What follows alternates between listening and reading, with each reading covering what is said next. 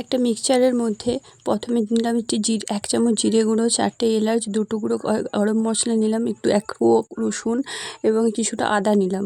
একটা প্রেসার কুকারের মধ্যে প্রেসার কুকারটা বসিয়ে দিয়ে তার মধ্যে খাসির মাংস, পরিমাণ মতো জল, নুন, হলুদ দিয়ে 3টে সিটি দিয়ে দিলাম। তেল গরম করে হয়ে যেতে টুকরো করা আলুগুলো দিয়ে দিলাম। তাতে নুন, হলুদ দিয়ে ভালো করে ভেজে তুলে নিয়ে ওই তেলের মধ্যে একটা তেজপাতা এবং এলাচ আর লবঙ্গ দিয়ে ভেজে নিয়ে পেঁয়াজটাকে নিয়ে ভালো করে ভেজে নিলাম, পেঁয়াজ আর কাঁচা লঙ্কা। তারপরে দিয়ে দিলাম আদা রসুনের পেস্টটা, তার মধ্যে পরিমাণ মতো হলুদ, লঙ্কা দিয়ে মিক্সিটা ধুয়ে সেই জলটা দিয়ে কিছুক্ষণ কষিয়ে নিয়ে টমেটো দিয়ে কিছুক্ষণ কষিয়ে নিলাম। তারপরে 3 চামচ মতো টক দই ভালো করে ফেটিয়ে নিয়ে ওর মধ্যে দিয়ে কষিয়ে নিলাম। আস্তে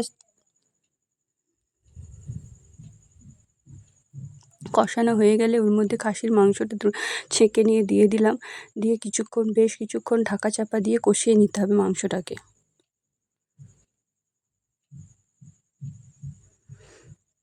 মাঝে মাঝে ঢাকনাটা খুলে অল্প অল্প নেড়ে দিয়ে আবার ঢাকা চাপা দিয়ে কষিয়ে নিলাম। কষানো হয়ে গেলে ওর মধ্যে ভেজে রাখা আলুর টুকরোগুলো দিয়ে বেশ একটু কষিয়ে নিয়ে মটন স্টুটা দিয়ে জল দিয়ে ভালো করে জলটা দিয়ে দিলাম।